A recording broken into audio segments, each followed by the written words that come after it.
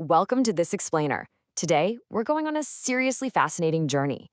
We're going to explore how a grueling 7-day Zen monk training completely transformed one young man's entire understanding of happiness, failure, and, that modern rat race we all kind of find ourselves running. So, let's dive right into this crazy question. What actually happens when you give up absolutely everything? Literally everything. To figure this out, we're following the true story of a 22-year-old who felt totally, completely lost. He'd gone through all the typical societal motions, right? He successfully landed this corporate job at a listed company. His parents were absolutely thrilled. But instead of feeling successful, he just felt overwhelmed. He was completely unsure if this was the path he actually wanted, just completely paralyzed by the heavy weight of expectations. Section 1. The Search for Meaning. To find himself, he embarked on this incredible global journey. He took a ship to the Soviet Union, rode the Trans-Siberian Railway into Europe, joined a volunteer work camp in Canada, and even backpacked through India. But despite seeing the entire world, he still felt empty. He didn't have his answers. So, right before his corporate job started in April, he makes a radical choice. He secures a super rare 1-week spot for a layperson at a highly strict Zen temple. Now, there's a stark contrast between our modern obsession with accumulating status and the absolute minimalist reality he stepped into. In our world, success means what? A car, a big house, a fancy title, lots of money. But consider the reality of the unsui, the cloud and water monks. Our subject was given exactly 3 things: a single tatami mat to exist on, a tiny wooden box to sleep in, and I mean literally having to curl up into a ball to fit, and 3 nested bowls for his meals. That's the whole shebang. No heating in the freezing winter, just bare minimum survival. And this built a brutally intense daily routine. His day started at 4 a.m. Boom. By 4:15, he's out in the freezing winter air, wiping down these long wooden corridors with ice-cold water. At 6 a.m., there's a silent meal of plain porridge. And the rest of the day? Endless, agonizing meditation. This entire process was conducted in complete silence. No instructions, no explanations. He just had to watch, follow, and endure it. Section 2. The Sound of One Hand. Right in the middle of this agonizing week of physical and mental exhaustion, while he's out sweeping the gardens, he's suddenly summoned by the high priest. He was about to be handed a classic Zen riddle, a koan, to solve. The high priest looks at him and asks, "What is the sound of one hand clapping?"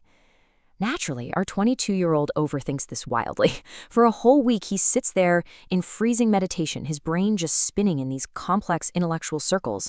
But when he finally presents his incredibly deep philosophical answers to the priest completely dismisses him, shoos him away, and simply commands him to go back and think more. He was totally stuck. But then, a profound realization came from a conversation with the top priest, who tells him quite simply, "Monks are beggars. We eat what we are given." The priest explained that true monks strip away all of their ego. They don't demand, they don't conquer, and they certainly don't claim to earn their keep. They survive purely on the grace of what they are offered by the world. It's an existence completely, 100% devoid of pride. Which brings us to Section 3, the joy of nothing. Now, that sounds completely contradictory, right? How on earth can having absolutely nothing bring you joy? Well, by the 5th day of this grueling routine, lying in his tiny wooden sleeping box on that single tatami mat, this incredibly unexpected feeling washed over him. Picture this. He's just 22 years old. He's freezing cold. He is physically exhausted beyond belief.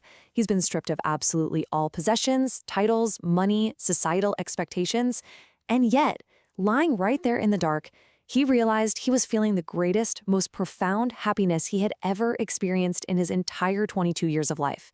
He was immensely, deeply happy, purely because he had absolutely nothing left to lose. And this led to a profound core realization. We are born naked, and we die naked. Everything in between is just borrowed. Just really think about that for a second. The money you save, the house you buy, the status you build, when you die, you leave it all behind. Since we bring nothing into this world and take absolutely nothing out, there is this immense, liberating joy in realizing you actually own nothing to begin with. You're literally just borrowing it all for a little while. Section 4. Letting go of outcomes. This epiphany, it brings a major shift in mindset regarding our deepest fears of failure. All those heavy burdens of societal expectations, they just start to evaporate when you realize you're just playing with borrowed time and borrowed things. The source actually brings up this complex Buddhist phrase, Tenjo Tenge Yuga Dokusan. I know, it sounds a bit intimidating, but it acts as a highly practical mental model for everyday life. It basically translates to, do your absolute best and let fate handle the rest. You put in the hard work, but you completely detach yourself from the anxiety of the outcome. You just accept that things will ultimately be what they will be. Section 5. Life as an experiment. When you internalize that everything you have is just borrowed and you detach from the outcome, you can completely reframe how you approach your daily life and your career. This breaks down into 4 incredibly actionable mindsets. First off, give up that fear of failure. Second, just do what you can with the energy you have today. Third, leave the rest to fate. And finally, treat failures simply as data from an experiment. If you adopt these practical mindsets, a failure stops being this personal disaster that defines your worth. It simply becomes experimental data on your life's journey. You tried a thing, it didn't work out, you collected the data, and you just keep moving forward. And as a surprisingly funny and lighthearted piece of advice, the source even recommends keeping a 300 yen lottery ticket on hand. Why? Well, because if you're truly leaving things up to fate and accepting whatever the universe throws at you, you might as well leave the door open for a lucky break, right?